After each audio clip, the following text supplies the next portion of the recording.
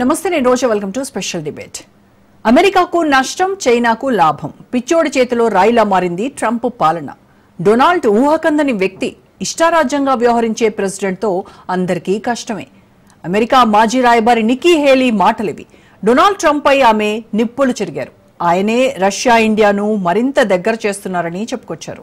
ఇటీవల భారతదేశంపై సుంకాలు అంతర్జాతీయంగా తీవ్ర చర్చనీయాంశంగా మారాయి. ఈ చర్యతో అమెరికా భారత్ సంబంధాలు ఖతమవుతాయని నిక్కీ హేలీ హెచ్చరించారు. భారతీయ వస్తువులపై 25% అదనంగా రష్యా చమురు కొనుగోలు చేస్తున్నందుకు మరో 25% సుంకాలు వడ్డించడంతో రెండు దేశాల మధ్య ఉద్రిక్తతలు నెలకొన్నాయి. అమెరికా చర్యతో ఇండియా తీవ్ర ఇబ్బందులు ఎదుర్కొంటోంది.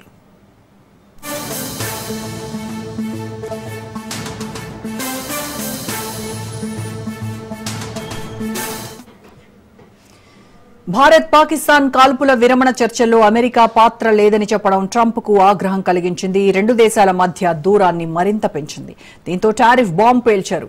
రెండు దేశాల మధ్య సుంకాల విషయంలో ఒప్పందం దిశగా సాగుతున్న ప్రయత్నాలు బెడిసికొట్టాయి. చైనాను అదుపులో పెట్టాలంటే ఇండో అమెరికా రిలేషన్స్ పటిష్టంగా ఉండాలని, భారత్ను చైనాలాగా ప్రత్యర్థిగా చూడొద్దని న్యూస్ వీక్ ఆర్టికల్లో నిక్కీ హేలీ స్పష్టంగా చెప్పుకొచ్చారు. ఆసియాలో చైనా ఆధిపత్యాన్ని ఎదిరించగల ఏకైక దేశం భారత్. అలాంటి దేశంతో సంబంధాలు దెబ్బతీయటం అమెరికాకు వ్యూహాత్మక విపత్తు అవుతుందని ఆమె హెచ్చరించారు.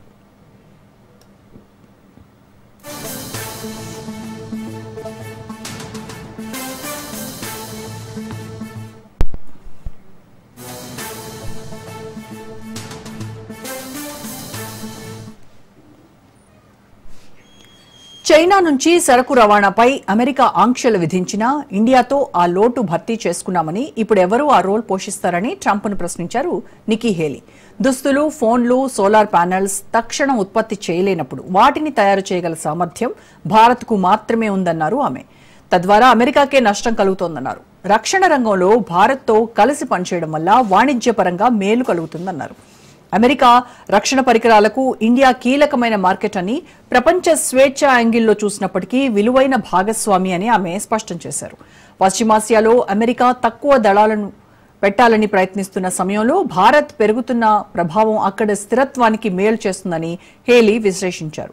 చైనాకు ఇంధన సరఫరా భారత్ కేంద్రంగా జరుగుతోందని, తద్వారా ఇండియా విషయంలో ఆచితూచి వ్యవహరించాలని ఆమె ట్రంప్కు హితబోధ చేశారు.